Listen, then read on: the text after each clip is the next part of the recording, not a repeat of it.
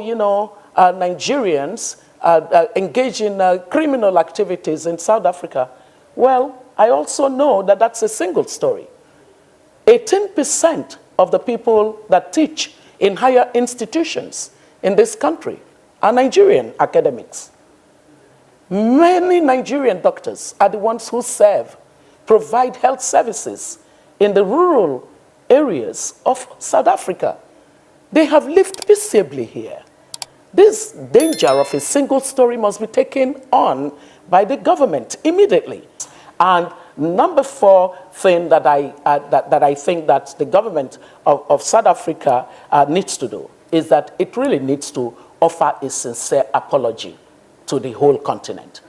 Across the continent right now, people need to hear. Hello everybody, welcome once again to AfriPost. I hope wherever you're watching us from, you're doing great. Now, many a times we've talked about the need for Africa to stay together and the need for unity in our continent.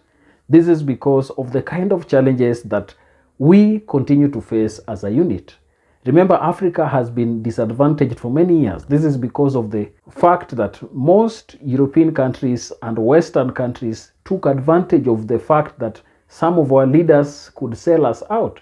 Some of our leaders could really pilferage our resources and give them free to the Western nations. But the need for unity is something that has been called for even before the death of most of our independence fathers. But one thing we must always remember is that the call for unity and togetherness of Africa is something that has been called for many years. Remember, before the Europeans came to Africa, we were a bloc, a whole continent without any divisions based on countries. If anything, any difference that would have happened is the differences in the kingdom and the cultural activities that different tribes conducted. I want us to listen to this clip where Dr. Oby Ezekwesili, who is a renowned economist from Nigeria, was talking about the need for Africa to be together. And this was tied to the question of xenophobia that she refers to as afrophobia, that had been experienced in South Africa for some time before 2019. Please watch and let's react to it after the video. So thank you very much, Oli. I think that the first thing for us to put our mind to is how Africa's growth and progress is empirically established to be very much dependent on the scale of economic activities that would happen on this continent in the next couple of decades. There is an urgency for Africa to produce the economic growth that would lift majority Africans out of poverty. We still have almost half of the continent's people in dire straits of poverty, and that must quickly be reversed. That's why fragmentation of the economies of Africa doesn't make any sense. You need scale, massive scale, and it's economic integration that enables that scale to be achieved. In order for that scale to be achieved, the two anchor economies of South Africa and Nigeria have to lead by example. Leading by example means that they should be the champions of the latest agreements as a result of the treaty for the Africa the Africa Continental Free Trade Agreement. They should be champions of it. They should exhibit the tendencies that show that progress will be made through the ASFTA. Now, empirically, we know that 1% growth in Nigeria or in South Africa creates a 0.5% growth for the rest of the continent. I mean, you can't have Nigeria and South Africa not understand this leading role.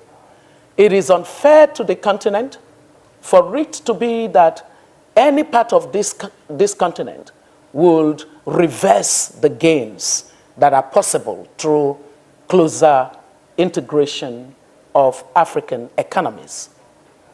I believe that we have a crisis that is mounting, but we can de-escalate the crisis.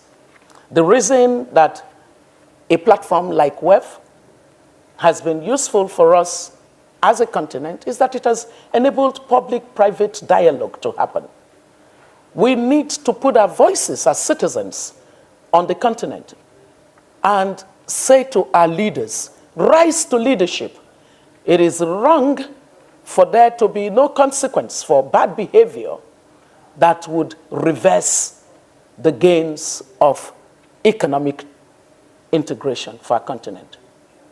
I believe, Oli, that there are some important steps that the government of South Africa should be able to take immediately in order to send a signal to the people that have been victims of what I call afrophobia. It's not xenophobia. I haven't seen any Italian or any European, I haven't seen any Chinese or Indian being harmed, being maimed, being killed, losing properties. I haven't seen that.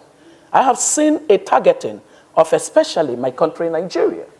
And I have seen a lot of single story where people are saying things like, and I read something recently that was released where it was, oh, you know, Nigerians engage in criminal activities in South Africa.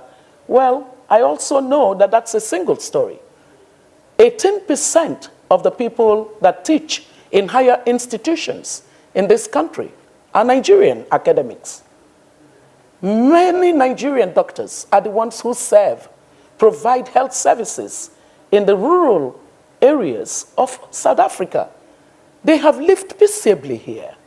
This danger of a single story must be taken on by the government immediately to de-escalate any further degeneration and deterioration of relationship. So one, I think that the president of South Africa and the government should place it out there clearly that there would be speedy and conclusive prosecution of those that have been arrested so far for the latest violent upheaval. And then, second, the government, the reason that I want that speedy prosecution is that that's a departure from what we've seen in the past. In the past, we never really saw that there was consequence for that behavior. So if they did that this time, it would send a sharp signal, unequivocal, that they would punish anyone who lays their hands on people who are resident in South Africa from the rest of Africa. Second is that the government must go out there and engage with the victims of the violence. There is almost a sense that there is no link and connection between the government right now and those who have been victims. It shouldn't happen because what it sends is a signal. Some people are saying there's a tacit approval of this conduct by the government. I don't want to believe that. But if the government does not engage with the victims of these violence in the way that has happened so many times, it's a serial act that is almost amounting to savagery. We shouldn't in any way not punish this. Let the president, let his government connect with the victims, have a discussion with them, assure them that they are welcome in this country. It would help in giving them the social license that they require to be calm and to feel a part of this country. Yesterday only, I met with Nigerians who live in Western Cape. And they were saying, some of us have lived here 25 years. Many of us are married to South Africans. We have children that are South African Nigerian. What exactly is going on? So, this has to change. Oby, this has to change. Minister Mboweni, yesterday during the opening plenary, mentioned that any Nigerian that wants to live in South Africa is welcome to live in South Africa. He urged South Africans and people from all over Africans to call themselves Africans. He also mentioned he referred to the Continental Free Trade Agreement as the biggest thing that's happened to Africa since the post-colonial era. Are you satisfied by the language and the strength of the signal that he is putting forward on behalf of the government? I am not. I am not. It's not adequate. It is too tentative. It is not as reassuring as it should be. So what I think the problem is a failure to act. Okay. There's a failure to act, and that needs to change. And let's just also look, because this is an issue that has moves beyond South Africa and, of course, back to Nigeria. What do you say to people back home in Nigeria who are criticizing you and others at this meeting for attending this meeting here? You see, when there is a failure on the part of the governmental systems, the citizens must make sure that there's no failure on their part. It was very important for me to be able to put my voice out here that South Africa must do the right thing, my own country must do the right thing. The two countries need to come to the table immediately and de-escalate this. And so your message to the Nigerian leadership is? My message to the Nigerian leadership is that they should be open to an overture by the government of South Africa to de-escalate this on the basis that the South African government will do a number of the things that I have said. Visit the people, make a swift prosecution process to punish people who have done this kind of behavior, make sure that you can even consider a set aside for compensation to victims of these kinds of acts. And number 4 thing that I think that the government of South Africa needs to do is that it really needs to offer a sincere apology to the whole continent. Across the continent right now, people need to hear. Now, from that video, it is evident that Dr. Oby Ezekwesili is really kind of championing for the integration of African economy. But side note to that, she's kind of highlighting the challenges that Nigerians are facing in South Africa, because there was this time that cases of xenophobia really increased in South Africa because people in South Africa thought that Nigerians who are living there were perpetrating criminal activities and were really not involved in gainful activities that could benefit both of them. So Ezekwesili is kind of talking here and saying that 18% of academicians in top institutions in South Africa are Nigerians, and therefore they should not go with the side story that has been told that most Nigerians are criminals in South Africa. She goes ahead to call for action from the government, both the South African government and also the government of Nigeria. And this is because Nigeria and South Africa have important place in Africa. Remember that they are anchor economies, especially when it comes to grading depending on the GDP. These are countries that hold importance in terms of the economic development of Africa. And therefore, there is no need for citizens from both countries to really be engaged in a scuffle.